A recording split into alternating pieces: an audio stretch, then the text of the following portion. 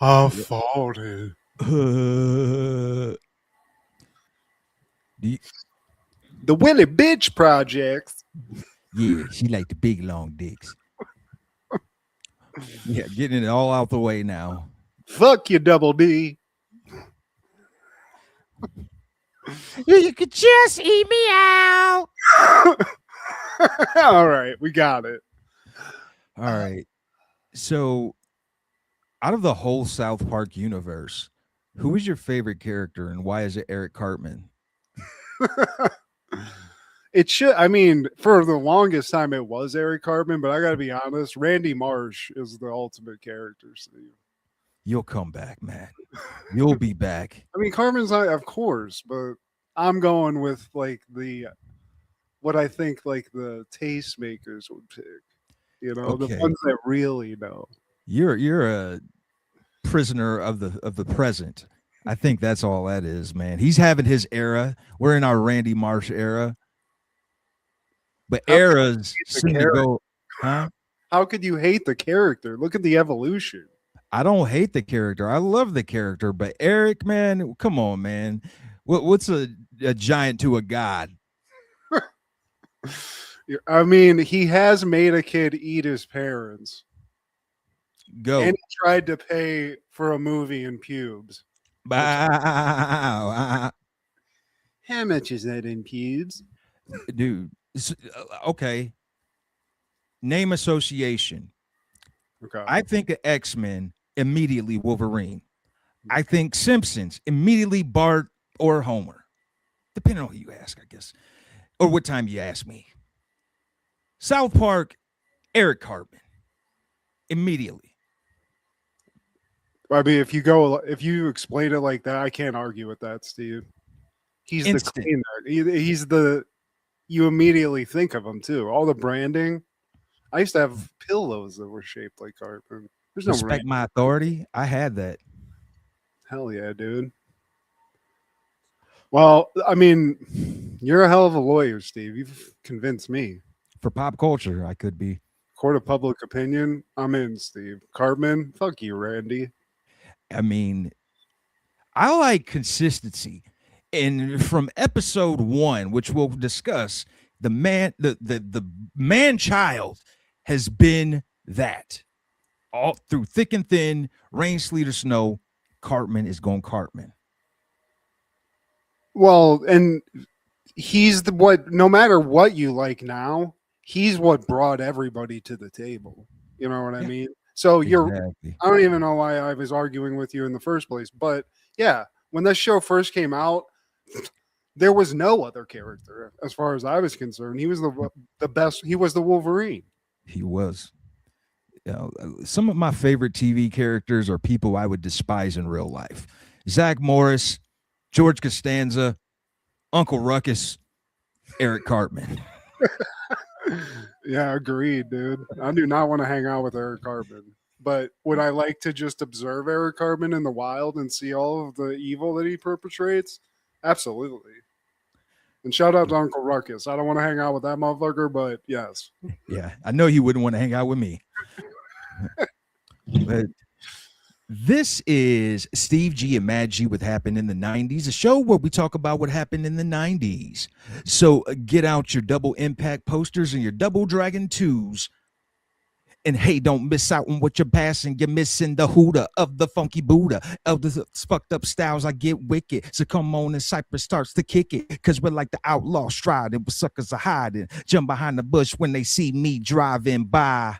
Hanging out the window with my magnum, taking out some putos, acting kind of local. I'm just another local kid from the street getting paid for my vocals. Here is something you can't understand. Who I can just kill a man. Here is something you can't understand. How the 90s could kill a man. That was good, Steve. Does that be real, or did you just have a recording? Or damn it, Steve! God damn it, you're good, Steve real. Well, today, my friend, we're talking all things August 13th in the 90s. Oh my God! Starting off in 1991, Cypress Hill releases their self-titled debut. World would never be the same again. How into Cypress Hill have we been since since 91, Steve? I've been digging them. I had a damn double CD almost stolen. And I almost lost my life, but I risked it for my friend. Thank you. And they've survived so much as a group. They got in a beef with Ice Cube at a time where that wasn't a good idea, and they survived that. They kind of switched styles a little bit. They survived that and thrived. Yeah, that's smart. You have to, man. If there's a Mount Rushmore for rap / hip hop duos, they would definitely be up there. And I mean, yes, DJ Muggs, he's a part of the group, but I'm talking about the actual lyricists, Be Real and Sin Dog, the yin and the yang, the boom and the bap. You know, they're up there to me with UGK and Outkast, man. Like, I love that back and forth that they have. Their vocal styles complement each other. With Be Real, with the eye impact in there, and then Sin Dog hit you with the bass. I love it. And because we like weed, Steve. I think that's a well-known fact at this point. This music, especially early Cypress Hill, or at least 90s Cypress Hill, it's the perfect match. In the pocket. Legendary stoners. Mm-hmm. On the cover of High Times, God knows how many times, that's just a cherry on top. And for sprinkles, you had a Simpsons episode in the 90s. Like a lot of celebrities, it's real common for celebrities to get a Simpsons. But if you had an episode in the 90s, that was like Conan O'Brien era Riz. Plus, they were so good. Be Real was getting acting work. Yeah, that's how it worked. That's how it happened, Steve. In the night, what was that? What was he in? Was it 187? What movie were we just talking about? Meteor Man. He was in that. Oh, that's what it was. Yeah, and I've legendary. So you're part of that history too. Be Real. And Who's the Man? Son of a bitch. Be Real. Can you leave something for somebody else? Also, he has a great podcast where he just gets people freaking baked out in a car, which I just love. I hate to bring it back to the pot and stuff too, but yeah, Cypress Hill is for especially like Latin rappers or Latino, whatever you want to call it. That kind of like style, I guess. Like they're the best. And this album and like their early stuff, that funk kind of style of the West Coast, fuck me, dude. Man. Can't get enough of it. But in 1993, Jason Goes to Hell, the final Friday premieres. Serial killer Jason Voorhees' supernatural origins are revealed. Directed by Adam Marcus, starring John D. LeMay, Carrie Keegan, Aaron Gray, Allison Smith, Stephen Culp, and Stephen Williams. Stephen. Yeah, I mean, I go to hell. That's what I wanted to tell whoever made this movie. Steve. It's not a good movie. Producers Go to Hell, directed by Matthew Geddick. Jason, go to hell.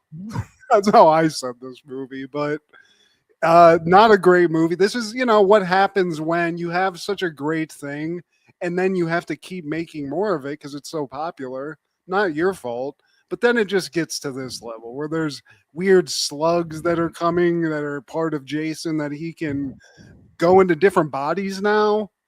Yeah, I think there was a cult involved at one point with Jason that was bringing it, it got too convoluted, Steve. Sometimes less is more. Like, we shouldn't know this much about Jason. We knew that he had like a creepy, crazy mom, and there was some stuff at this camp, and then boom, we should have just went with that. We had to go all CGI in the 93-ish. Like, after all this time, Steve, that who knew that whenever you finally killed Jason, what was inside him the whole time? Just a bunch of fireworks, a bunch of sparklers, Steve. This dude's shooting Roman candles out. Tomatoes. But also in 1993, the final episode of Brooklyn Bridge airs on CBS. And then in 1994, ECW is airing Hardcore Heaven 94 at the infamous ECW Arena in Philadelphia, PA. Oh my God. This is some good vintage ECW, Steve. When everybody else was tripping over themselves, I didn't realize ECW was the only thing keeping wrestling alive for 2 or 3 years. Yeah, they definitely have their share of shit too, but I get what you're saying. Like totally.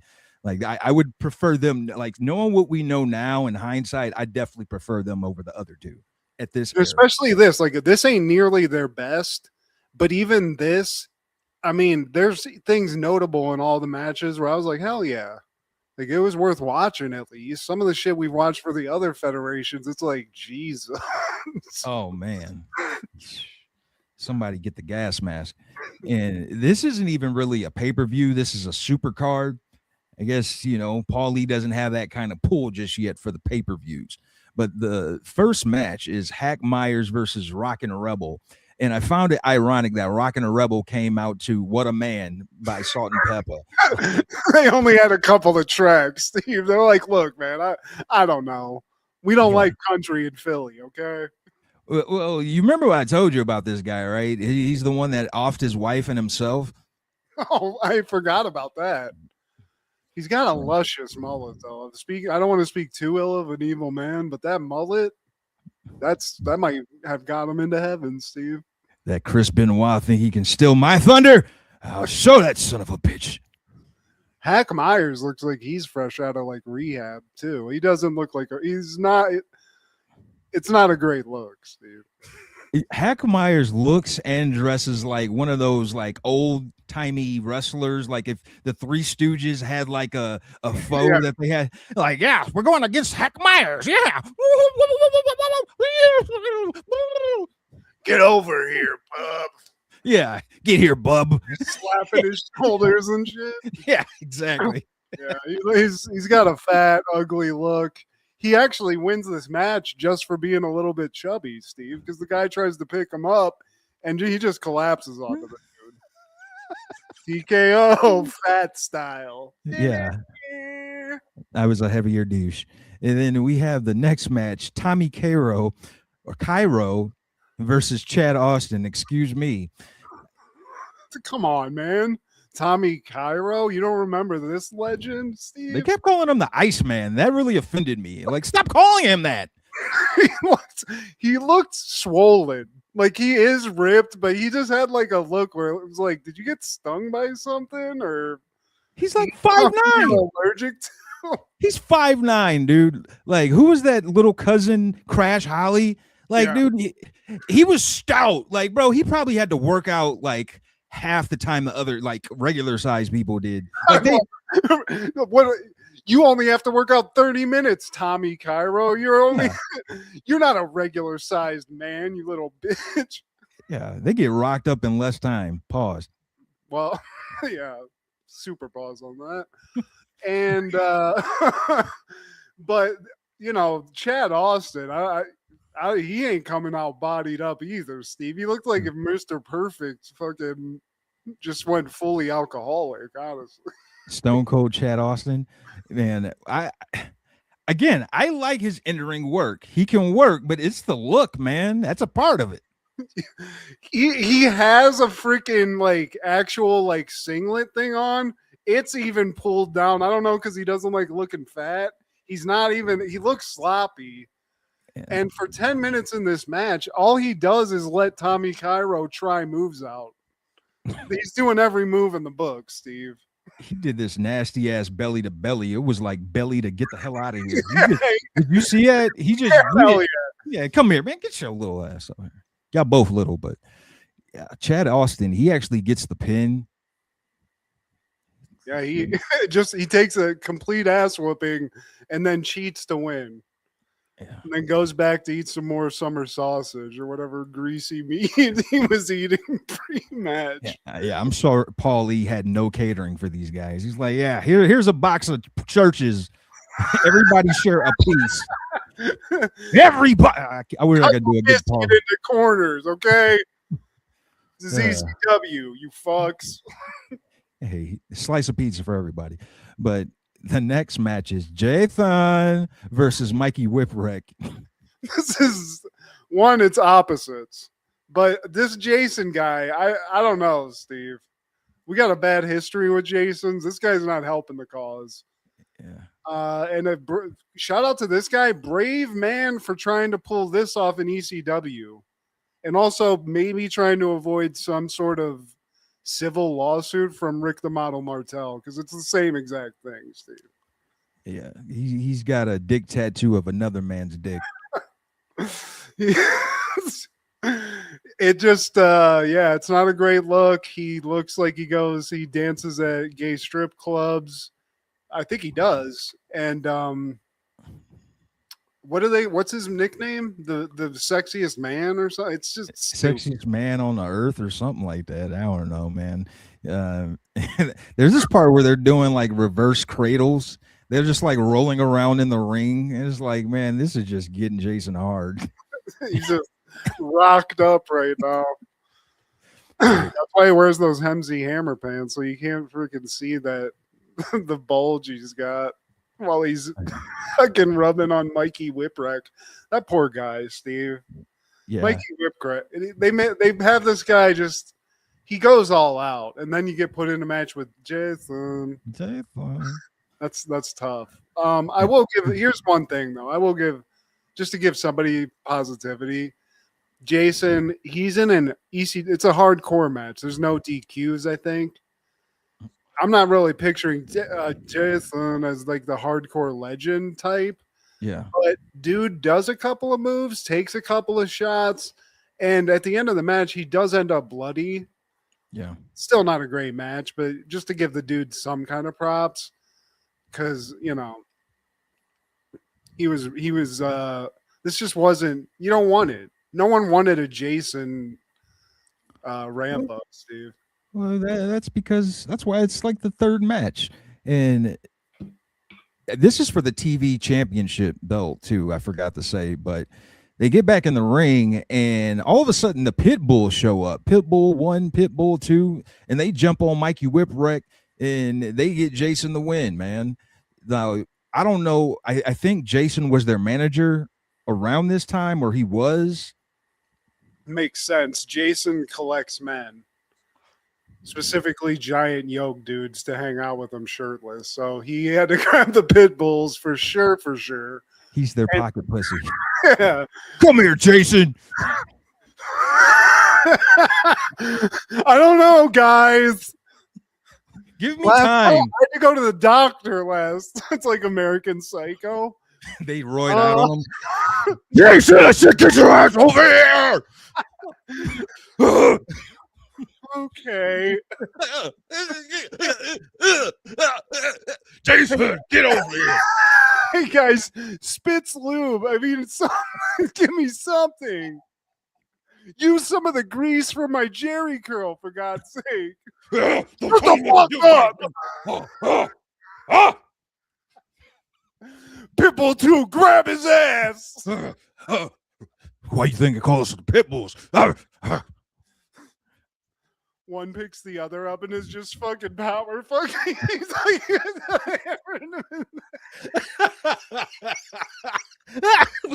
hey, Pitbull 2, we found a new move. 3D my ass.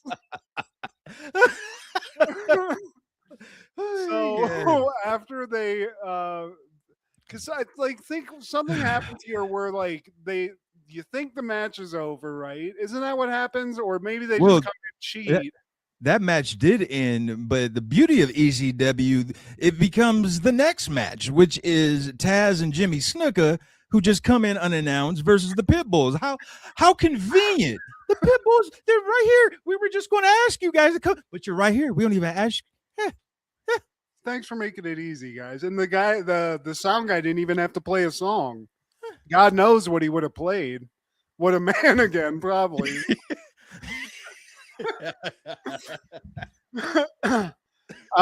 But this match between the Pitbulls and Taz and Jimmy Snuka, it's like 5 seconds once they get everything going, because Taz Maniac, which I hate that, it's just a few suplexes and it's over with, Steve, which I do like. That's the Taz I know and love.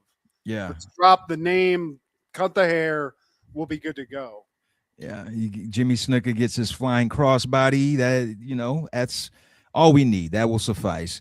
And next match is Mr. Hughes with Shane Douglas and Angel versus 911. Man, perfectly. This is perfectly crafted for 911. For both these dudes.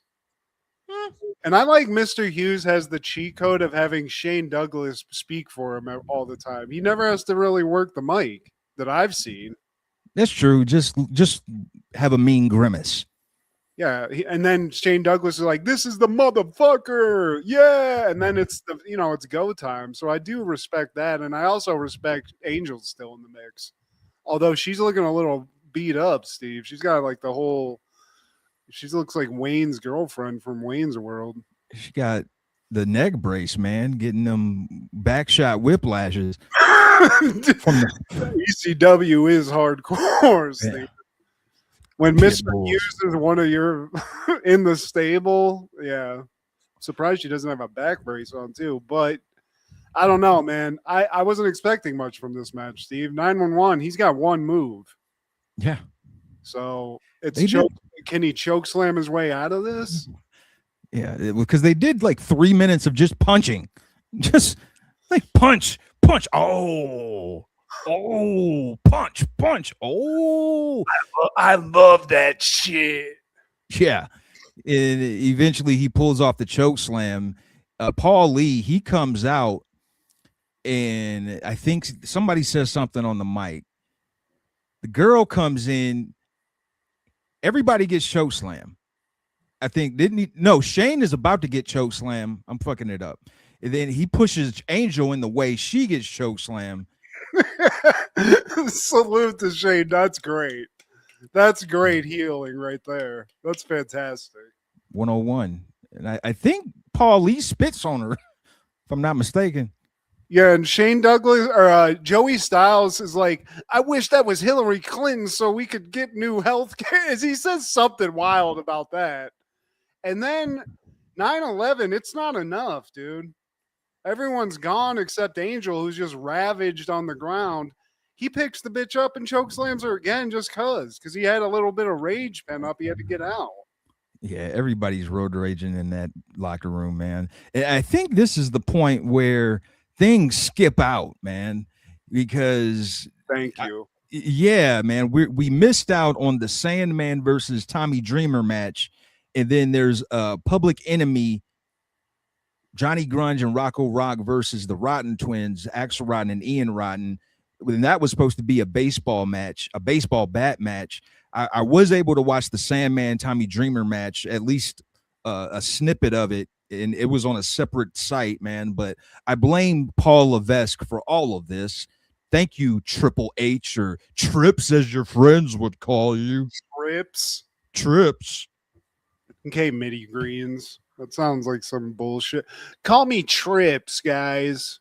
Meanwhile, he's fucking like a pocket pussy in his dorm room. Dude, I've seen it 1,000 times, Steve.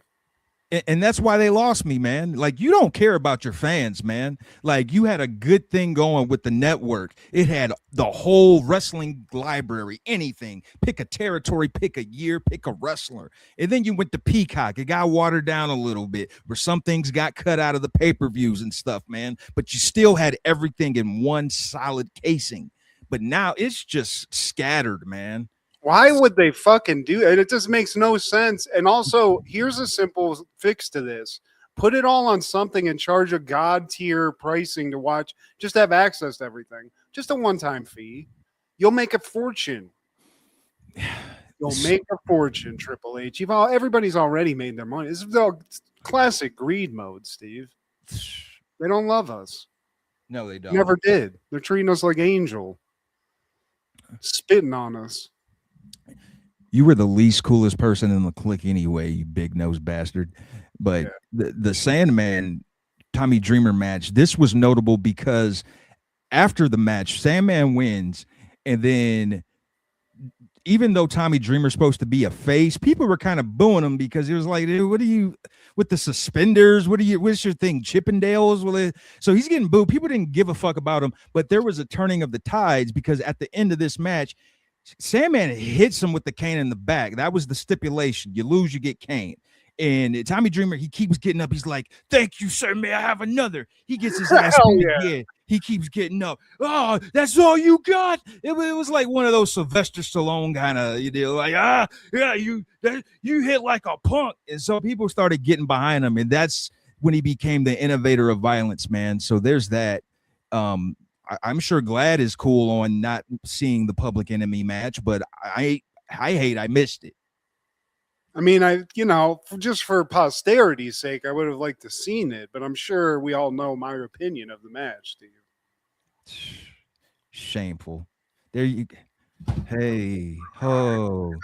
But yeah, we had to skip those, and now we're at another match that I want to watch. It's Too Cold Scorpio versus Sabu, man. Nasty. Basically a Legends match. We just didn't know it. Definitely much so, man. Like both of these guys, they put on a show. Like any of them, if you substituted one with somebody else, they still would have put on a show. But you put them in the match together, man. This should have been the main event. Yeah, dude. Too Cold Scorpio. I mean, his catalog filled with crazy moves. He does all of them. He does a couple other ones where I was like, damn, I didn't even. He does like a crazy. I think it was a DDT, but he like shucks and he just does like 5 pop and locks into a DDT. Even like flips over the dude. The man was ahead of his time, man, and unfortunately, he did not get his flowers because right at the time when wrestling was breaking big again in the mid to late 90s, they gave him a poor gimmick, man. Who wants to see a wrestling pimp? Well, we ended up getting Godfather, but I'm saying like his was like just Flash Funk, bro. It wasn't cool like the Godfather. Too Cold Scorpio was like, I don't know why anybody wanted to change that or like manipulate that. That was the first thing, right? It wasn't Flash Funk first, was it? It was Vince made him Flash Funk because that's how Vince moves, man. I need you to be something that I can trademark. Not something that you already have. I need to give you a different name. I gotta get my taste. My back end. But yeah, the match is fire, dude. We get all the hits from both of these guys. Of course, Sabu brings in chairs. Sometimes for absolutely, it's just crazy how they can figure out how to do the things that they want to do. Yeah. I mean, Sabu does this one thing where he puts a chair inside the ring. He's on the outside of the apron, just for no reason jumps over the ropes to get on the chair, and then jumps back over the ropes to like cross body block a dude on the floor. It's nuts. I love it, man. For me, man, it's 1A and 1B as far as my favorite ECW wrestler of all time. It's him and RVD. It's tough, dude. That's pretty. They are at the top. I'm trying to. RVD's mine, and as with everything, it gets heavily tipped because he's a huge weed head. Sabu was too. It's just he wasn't promoting it like that. That wasn't his character, know. Shit. I didn't know. I'd love to hear more about that. But one thing I'd like to say, and this is a critique I think a lot of people have about ECW, especially early. The one camera setup they got, whenever it goes outside the ring, you're not even seeing it. I mean, it's just you're depending on Joey Styles narrating it like it's a Civil War fucking radio program or some shit. You just highlighted something, man. That just shows you how much they relied on one man. Because of that, man, they didn't have the blocking, or the stuff was blocked out because of the budget. They didn't have the 3-camera setup or anything, man. So Joey had to do extra color commentating. Oh my God. He has some hilarious. He's like, at one point, I forget what match it was, but he's like, the man is dead. He's got, I love it. It's great, dude. Yeah. So, I mean, after, like we said, this highlight reel of a match, Paul E pulls a chair out, kind of holds it over Too Cold Scorpio's head, and Sabu, I think he leg drops it on top of that, and that's how he wins the match. Arabian Face Buster. Damn, that's a hell of a fucking name for a move. Ain't it though? In the main event, man, this is iconic for so many reasons. Terry Funk, he comes out. Well, the man comes out twice. I couldn't hear what he said, because he came out. I guess the crowd wasn't hype enough for him. It's like, I'll do this shit again. So he walks back and then comes back out. They play his music. And then, like, yeah, man. Then all of a sudden, Cactus Jack comes out. Love that. Yeah, but Cactus Jack comes out. He's like, Terry, there's been too much violence tonight. Let's just have a nice technical match. Scientific match. Your Mick is sounding like a lot like Terry, man. Yeah, I did a Terry for Mick. This is a loser has to sign a timeshare deal with the winner match. I love you, brother. I don't know. But these guys are legends. This is what EC does. This is like what their flagship. This is what you want. Literally, Terry Funk was their flagship. It was built off of his back, this hardcore image. And I mean, this is all good vibes at the beginning. They even shake hands. I mean, Mick says he's going to kick the dude's ass all over ECW Arena, but you got to. You can't have it all be nice, roses and butterflies type shit. Oh, no, not with these two, man. Both of these guys, I mean, Tommy Dreamer, that's his nickname, but these two, they really innovated some violence. They innovated hardcore, man. And this is early 90s, man. 94? Yeah, and I mean, that's what they were known for, period. Like, even if they were in whatever federation it was, there's shit that they did in like Japan where you see like stills of it. It looks like a fucking god. It looks like somebody got assaulted, like for real assaulted. It looks like it's crazy. They're bloodied up, wrapped in barbed wire. There's shit exploding on them and stuff. Debris, shrapnel. And they're not like young dudes, like these are just, even now they're like in 94, they look old as shit. They're just kicking the shit out of each other. It's fucking awesome. It's beautiful, Steve. And it's what they want, This is it. This is their heaven.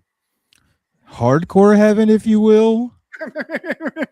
Good one, Steve. Terry Funk over here. Yeah, man. And if somebody told you that mullets were dead in 94, this pay-per-view tells you you're full of shit. Buy heavy stock in freaking mullets, Steve. 90s. Might as well be Apple stock. I think every match we've covered, someone had a mullet. You had to. It was especially if it's a white dude. If you were old white in the 90s or like 20, you were 20 something, chances are you had a hockey player haircut, regardless of what kind of hair you had. Yeah. The Marty Jannetty, the Shawn Michaels, the Sid Vicious, the Brutus, Brother Brutai. Man, that's Sid Vicious, though. Lovely. Drip, drip. Yeah, and at some point, we get some stuff. They kicked each other. They're starting to beat each other's ass. But then Public Enemy comes out, Steve. Great. Yeah. Yes. Thank God. Yes. Yes. Yes. They're in their business casual attire. They're not in full Public Enemy. They're post-match. They were winding down, but they had to come out and fuck this match up, Steve. Wreck some shit, if you will. And then all of a sudden, the two former foes, Cactus Jack and Terry Funk, they start teaming up. So now it's a Cactus Jack, Terry Funk versus Public Enemy match. Again, with the impromptu-ness. Love you, early 90s ECW. They pull, it's like a freaking Avengers team up where they're just start getting weapons to fuck these guys up with. It's a whole thing. This is what everybody was waiting for, too. I don't want to see these guys fight. We want to see them kick ass together, Steve. But I don't think the people in attendance anticipated the iconicness that would come soonly short thereafter. I will give there before it gets to the very iconic moment. There's just a comical moment, and I love this. Is why I kind of like dig Terry Funk the older I get. He'll pull out and do like a comic book cartoonish attack on somebody. He gets 2 frying pans at one point, and the way he's like hitting the guy, it's like a freaking Archie comic. It's hilarious. Speaking of Three Stooges, It's exactly that. I mean, it's true like visual comedy like that. But then after that, Cactus Jack's like, throw the chairs, which is not something you should freely say in ECW arena, because if you say that, it's the same thing as Field of Dreams, Steve. If you say it, that's going to happen. They're going to wish it and they will come. And by come, it's thousands of chairs. There was another chair like rainstorm match that we talked about previous. yeah. But this is way crazier than that. Oh yeah, by a lot, man. It's raining chairs, and then it gets to a point where Joey Styles, he has to go into the PA and just announce like, "Hey, you guys got to stop throwing chairs. Don't tell ECW audience to not do something. Fuck you!" And then Yeah. the first chair that gets thrown though, Steve, do a slow mo. Cactus Jack one hand grabs the chair, Steve. Like It's a G. Randy Moss level catch that this man's done. It's, repetition. But there's so many chairs thrown that Terry Funk and Mick Foley are like, fuck, I'm out. I'm out. But Public Enemy, they're under like a pile of chairs. Yeah, All the chairs. it's probably for the best that they stayed down there, man. I think that was the decision that they consciously made, because if they gotten up, man, like who knows? One of them would have caught at least 5 random chairs to the face at once. Yeah. So, but I mean, that last like 2 minutes of that where it's just chairs. Public Enemy even like crawls out of the pile at the end, and they're going off on the crowd and stuff, stumbling all over the chairs and shit. It's great. I mean, this is ECW right here. This is like the best infomercial if it was a company. We talked about name association earlier. When I think of ECW, this is an image that comes to mind. This is one of them. Absolutely. It's either that or Sandman blasting himself with a beer. With the beer cans, just pouring blood, blasting himself in the face. That's another one. Yeah, Raven getting blasted by Sandman while he's like tied up on a steel cage. Something with woman. What was the other lady? Francine. That's a different kind of like what I think of when I think of ECW, but that's late night when nobody's around. Oh yeah, that's why they did it at late night. But that following year, 1995, we would lose American baseball player and sportscaster Mickey Mantle. It's crazy. I don't know. For some reason, I always thought Mickey Mantle was like this. Sometimes you hear these names and they're Hall of Famers, but they seem like a bygone era. I didn't realize Mickey Mantle made it that far into the 90s. Yeah, he was only 63 too. That's wild. Yeah, man, it makes you think like, dang, these like star-studded athletes are dying at this age, man. Shit, I might as well keep smoking cigarettes and drinking liquor. Like, what the? What? It doesn't guarantee you extra life if you're in shape. Some people smoke cigarettes and drink liquor and live to be 104. So, Keith Richards. There you go. There you go. Man, he was 80 and 73. It's what's keeping him alive, Steve. At some point, all that stuff creates some new thing, and he's living off of it. It's like some sort of radiation or something. But man, one of the most decorated baseball players of all time, 20-time All-Star, 7 World Series championships, 3-time MVP, Triple Crown, Golden Glove, batting champion, home run leader, RBI leader, and of course his stuff is retired, man. But yeah. Shout out to a G. In 1996, Akinyele releases "Put It in Your Mouth." She told me something wild, man. Did they do was there anything beyond "Put It in Your Mouth," Steve? Akinyele is actually a respected rapper, man. I think that he's just known for his lewd and raunchy stuff, but we actually covered an album of his that he released in 93, his debut, which was Vagina's Diner. Like, that was great, man. Yeah, the man's great at selecting album titles, but Vagina Diter, that was great. And Put It in Your Mouth, even though this is an EP, the titles on this one, the robbery song, Fuck Me for Free, and Thug Shit. And of course, Put It in Your Mouth. And of course, Put It in Your Mouth. But yeah, man, he actually is from Queens, and I want to say he came up with like the same circle of friends that Nas did. So hell yeah. I mean, this is iconic in and of like we heard it, never forgot it. You could sing "Put It in My Mouth," and somebody that is our age would finish it, unless they're stupid or just had no taste. They just aren't fun. There's this YouTube series where this guy he brings in rappers and he's driving around and like he's got like this whole like stereo system set up and they're rapping their song while he's driving the car. And there's an episode with him and the singer of the song. She's in the back seat and they're doing. I was like, man, that's pretty cool. Is she was the singer hot, Steve? I always just pictured a beautiful woman. I knew her. I don't know if that's saying a lot. Her name is Kia Jeffries. She's actually a singer herself. Like she has a solo career herself. She's released music, but yeah, man, I want to say she might be in her early to mid 50s. But shit, I'll smash. Hell yeah, dude. And also for the culture and for the historic value of it, you could listen to this and smash and get the full experience. Put It in Her Mouth for real. Like that's a flex. And it, also, man, life, Steve, or vice versa. You choose. August 13th is World Organ Donation Day too. So, you know, I got an organ to donate. Nice. I know she'd appreciate that. Or I can just eat her out. But that following year, 1997, South Park is airing season 1, episode 1, series premiere. Cartman gets an anal probe.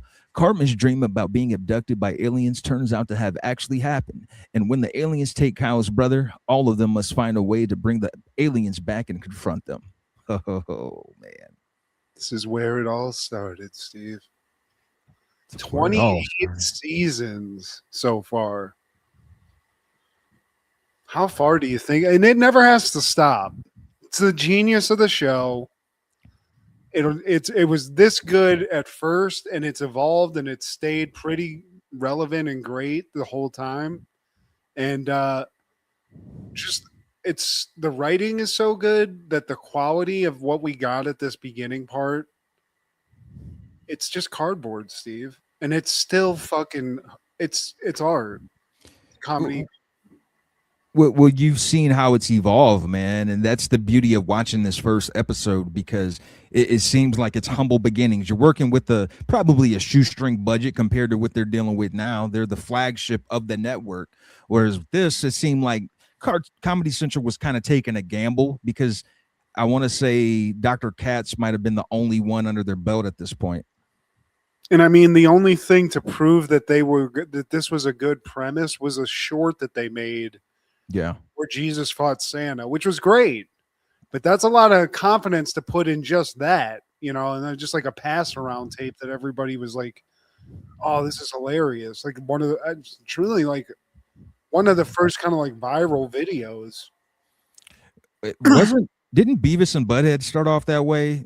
Didn't Mike Judge like initially make shorts and then MTV picked it up as like, hey, let's do this as a full show? You might be right. It might have been part of like one of like Liquid TV or something though, like something like, you know, like The Simpsons. Like it was on Simpsons. Coleman.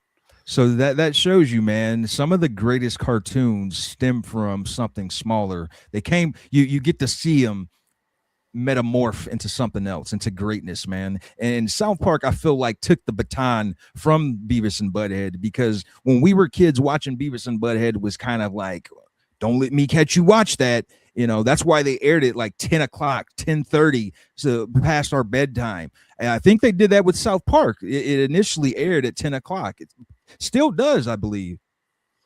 It might have even been later than that, but yeah, you're right. I mean, they were trying to hide it. And it was one of those shows where, you know, if you had guardians, they were like, don't. This is a no-no. But we all figured it out. Oh yeah, VCRs exist.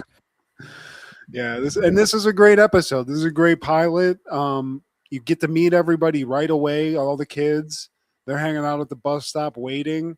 We even get to meet Kyle's little brother. I didn't realize Ike came into the fold immediately, and immediately he gets shoved away and called a dildo. Steve, that's not nice. What's a dildo? I'm your little dildo. Man, dude, just quoting Cartman at school the next day. It was man, fantastic.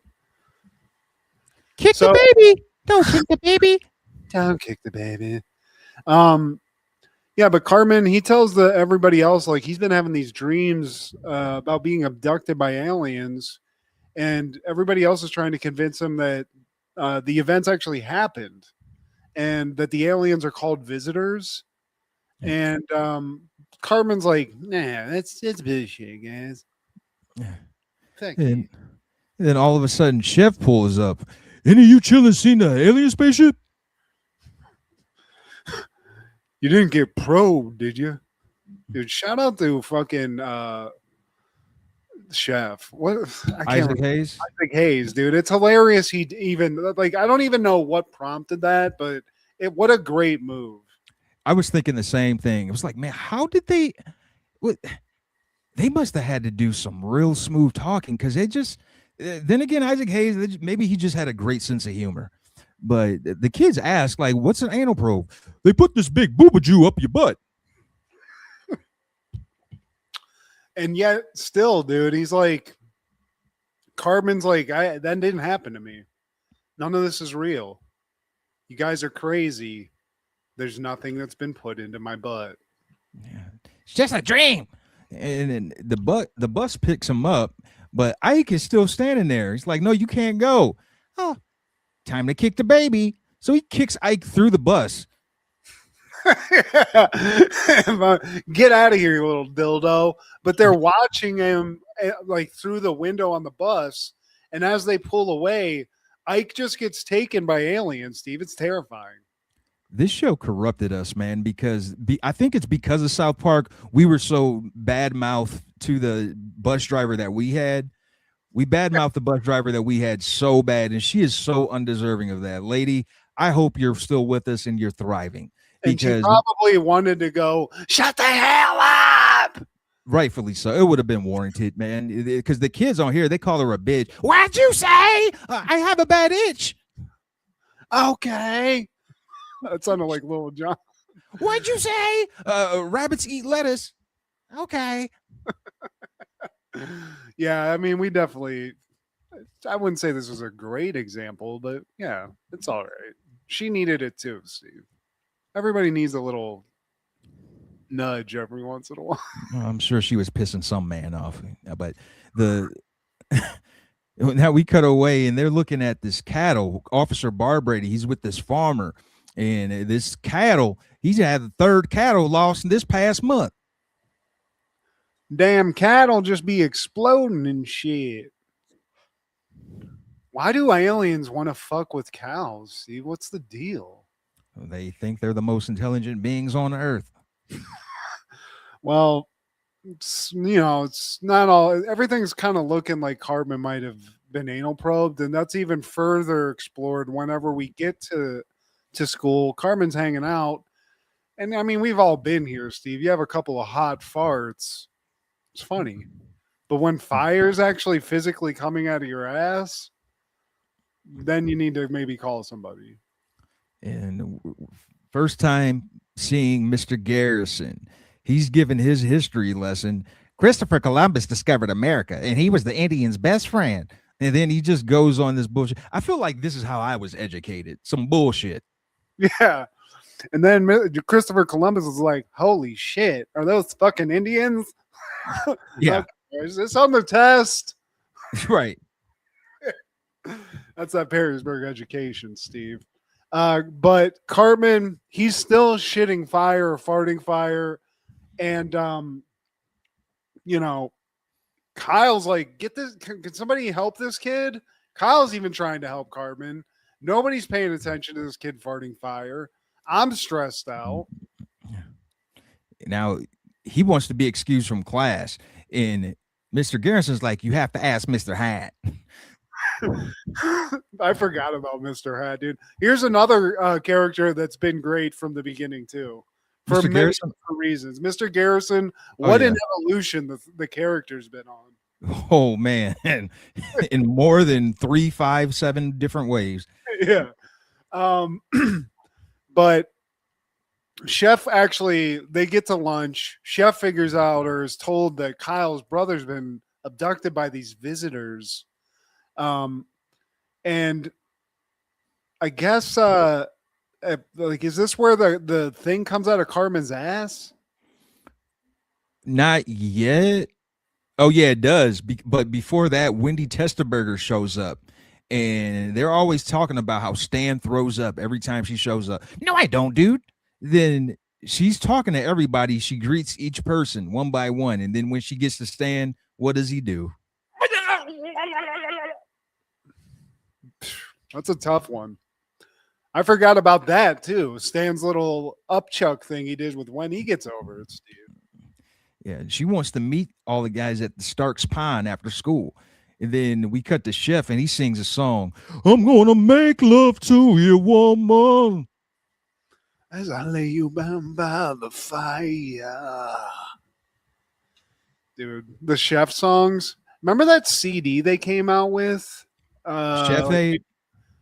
Maybe that's what it was, but it was like an Yeah. actual like album they came out with, dude, filled with Chef fucking just bangers. Chocolate Salty Balls.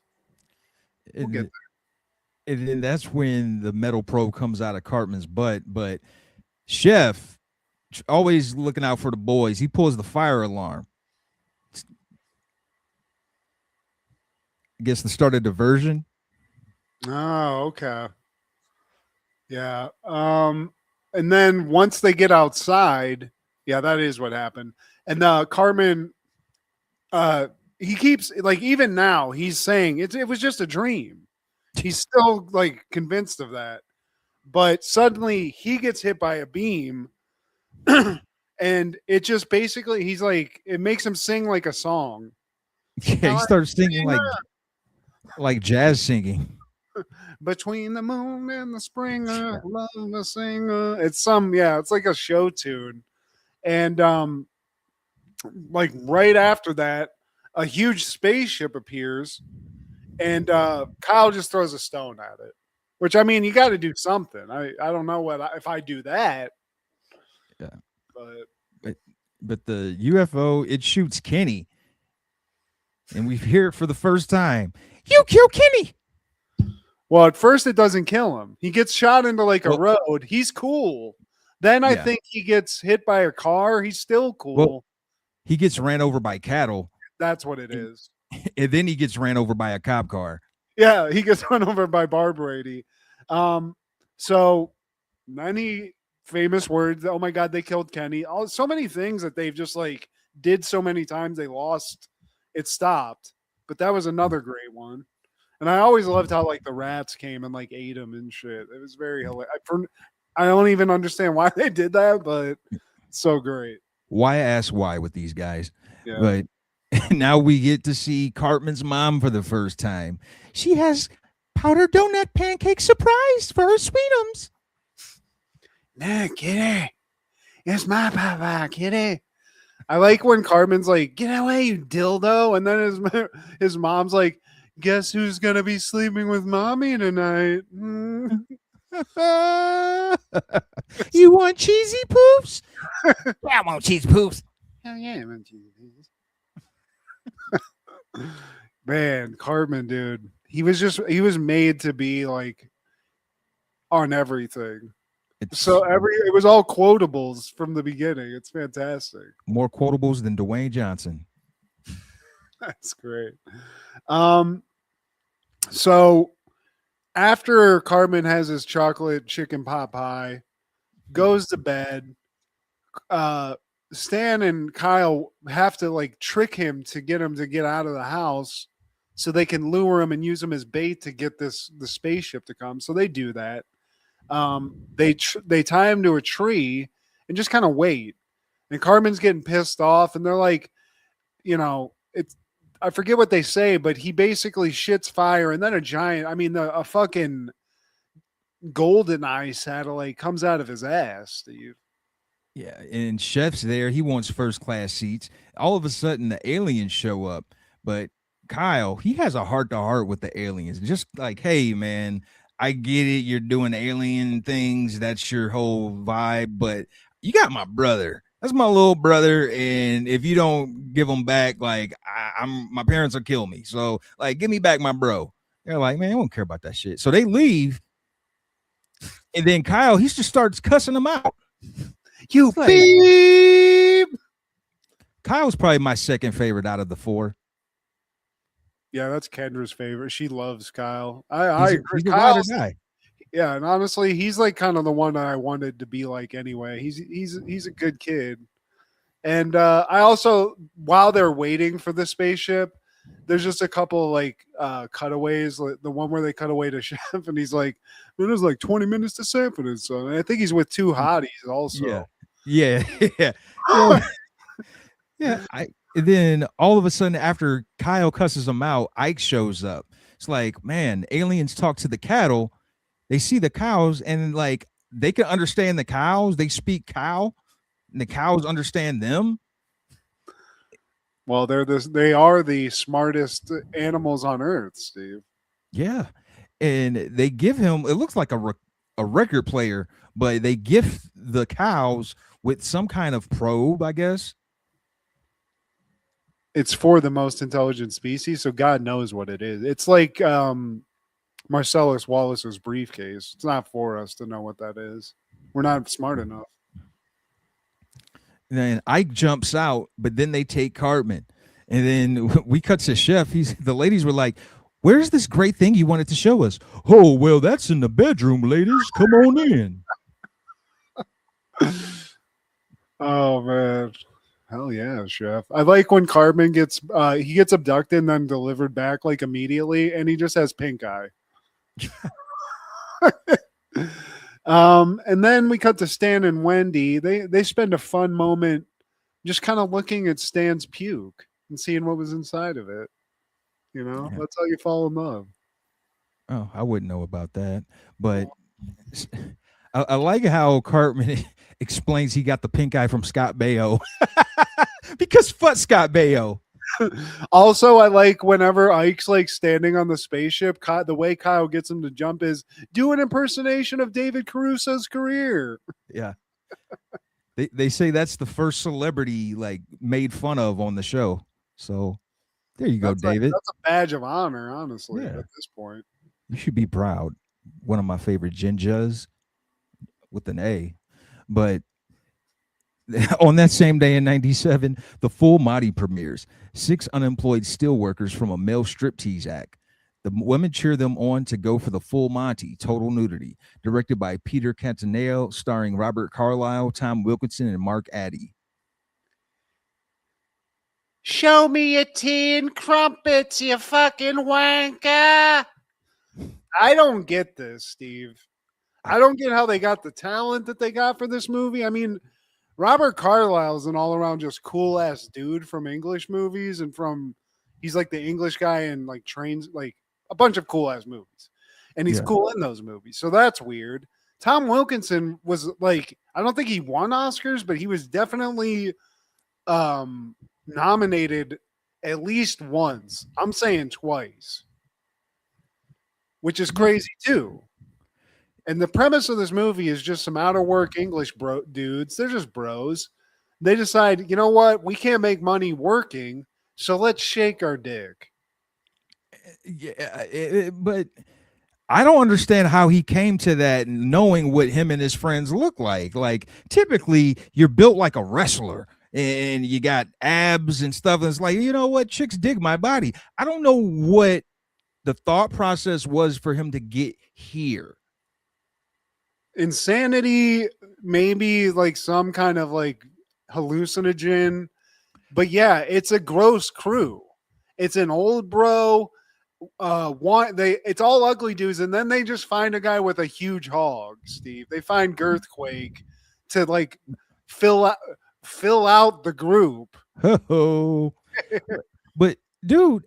And see, this is what I'm stuck on. Now, was this intentional? Did he mean to do this as a joke? Like, this is going to be our shtick. We're going to take off our clothes, and some ladies might like it. Some ladies might be like, oh my God, that's funny that they're showing off their beer guts. Here's some money. Is that going to be the thing? Or did he want to have a legitimate striptease act? That's the part I didn't get. Is it based off of pity and a joke? Or is it they're thinking women are going to get turned on by it, basically? Do you know? No, I don't. I think I don't remember. I tried to watch this, Steve, because we were like, let's make fun of it. Let's discuss it. I got 30 minutes in and I was done with it. It's a boring movie to begin with. So, like, to me, the only thing that's bringing you to the end of this is the hope you're going to see a dong. You know what I mean? Because that's really it. Yeah, that wasn't my hope. I just wanted to get this under my belt because I know it was a big deal. And shout out to the Drew Carey episode where they spoofed it. Want to see what I bring to the table? And that's really it. Yeah. There's a guy in the movie that really is just that. It's a dong. He's a dong. He's a stun cock.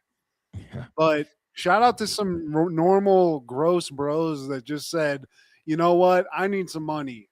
Let's see if anybody will pay just to see this fucking twig and berries just swinging in the wind, Steve. Oh, sure. It's not great. Old balls. I might get like a silver dollar thrown at me just to hurt me. not as a tip. It was just to get me off the stage. Yes, please. In 1999, Bowfinger premieres. When a desperate movie producer fails to get a major star for his bargain basement film, he decides to secretly shoot the film around him with the help of the star's nerdy brother. Directed by Frank Oz, starring Steve Martin, Eddie Murphy, Heather Graham, Christine Baranski, and Terrence Stamp. It's a great movie. I didn't appreciate this movie as much when I was younger, but love the premise. Hilarious that the puppeteer who made Yoda, Frank Oz, directed this, which is hilarious. Legendary. Batshit premise, which makes the movie hilarious. You got two guys who can make that work. Yeah, I mean, this is legendary. It is like whenever you see that it's Steve Martin and Eddie Murphy, just watch it. And Eddie Murphy, like, yeah, man, two goats of comedy, in my opinion, for different reasons. Like, I do like the SNL chemistry, if you will, even though he wasn't an actual castmate. Like they have that improv in their blood, in their genes, man. And I feel like whenever you have Eddie in a movie, whenever you have Steve in a movie, there's going to be some improv. There at some point the producer gives them carte blanche. It's like, all right, let them cook. And like the surrounding cast in this, I mean, obviously Jamie Kennedy's in this, but the old actress lady, Christine Baranski. Yeah, dude. I mean, she's so fucking funny in this. And when because they're to think of this happening in real life is hilarious because they make the real actor think like he's a lunatic. Yeah. When they like they just like come up on him in the cafe. And they're like filming on the fly and stuff. I don't know. Just because I know how movies are made and stuff, it makes it kind of extra interesting. But yeah, dude, it shouldn't be a hidden gem, but it is a hilarious movie. And also in 99, Detroit Rock City premieres. In 1978, 4 rebellious teenagers try to scam their way into a Kiss concert. Directed by Adam Rifkin, starring Edward Furlong, Giuseppe Andrews, James DeBello, Sam Huntington, Gene Simmons, Paul Stanley, Ace Frehley, Peter Criss, Natasha Lyonne, and Lynn Shay. The pornos are made like this too, man. I love that guy. That guy was fucking funny in the 90s. Yeah, he was my favorite character in this movie, but I can't give it a... But of all bands, these kids sacrificed a lot to go to a Kiss concert. I can't get past that. Yeah, I mean, that's kind of lame. But Black Sabbath, yeah. Okay. But lot to like in this. A lot of hijinks. Speaking of sling and dick on stage, Eddie Furlong has to try to strip in this movie. Oh yeah, I forgot about that. He also gets to bang Gene Simmons' actual wife in it too. She's like I think she's like a groupie or something in the Yeah, movie, but he connects with her. I always thought, man, what's her name? Shannon Tweed. Shannon Tweed. So fucking. And I saw her in real life in Hollywood at something. That woman is legit. Like a even not like well, this was like 10 years ago, but 10 years ago, smoke show.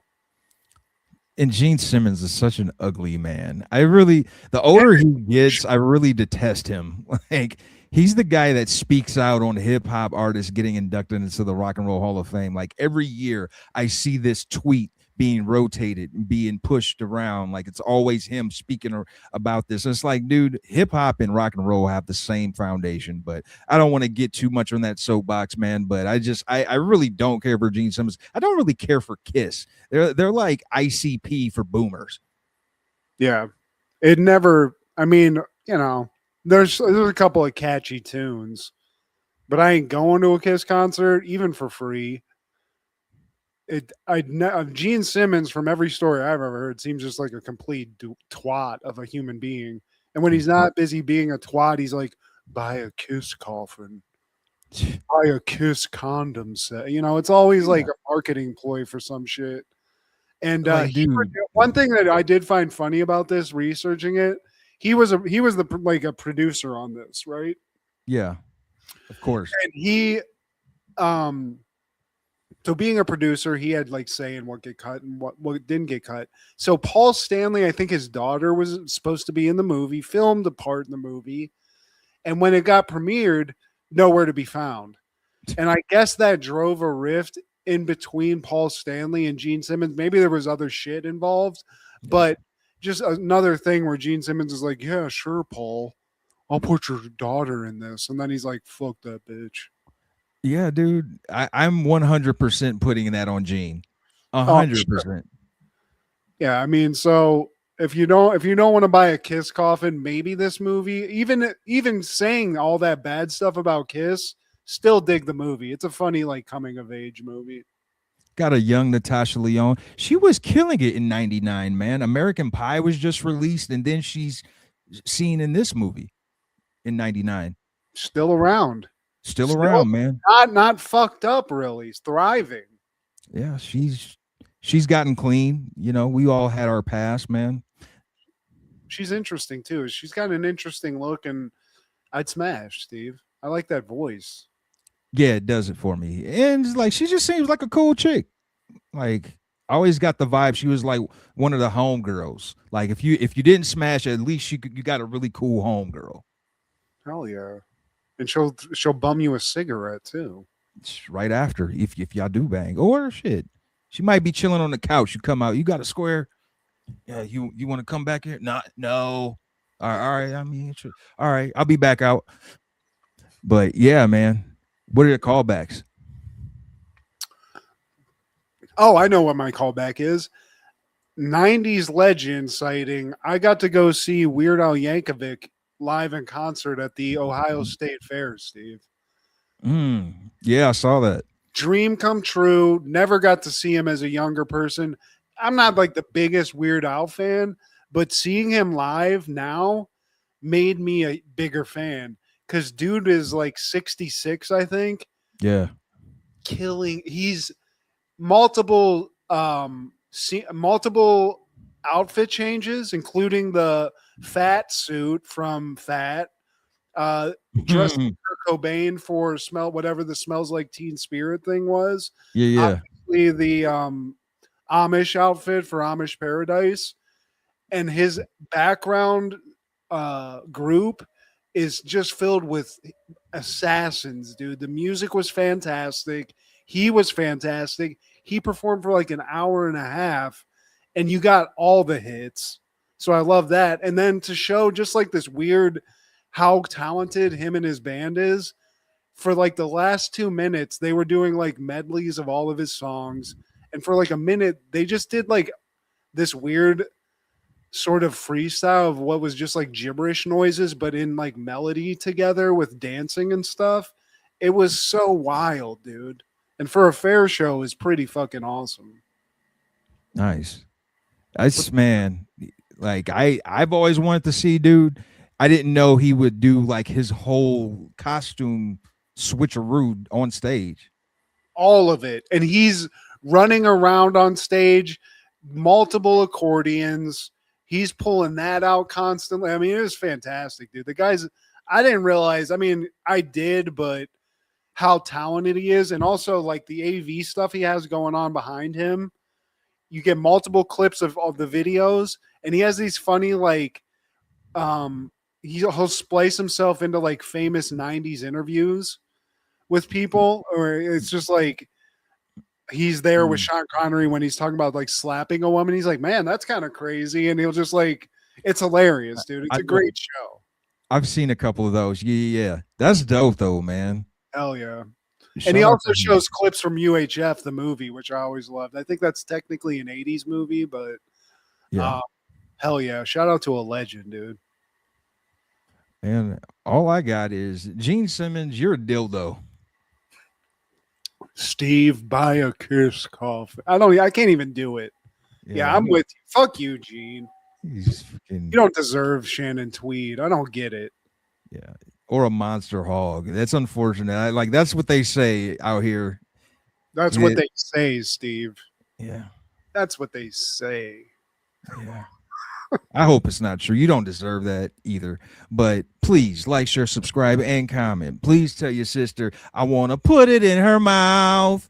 Check out Food Show Fanatics as well as Crushgasm every Wednesday with Kendra G, our guy Clark the Shark on Podcastle, and Wrestling with Ronzilla on TikTok.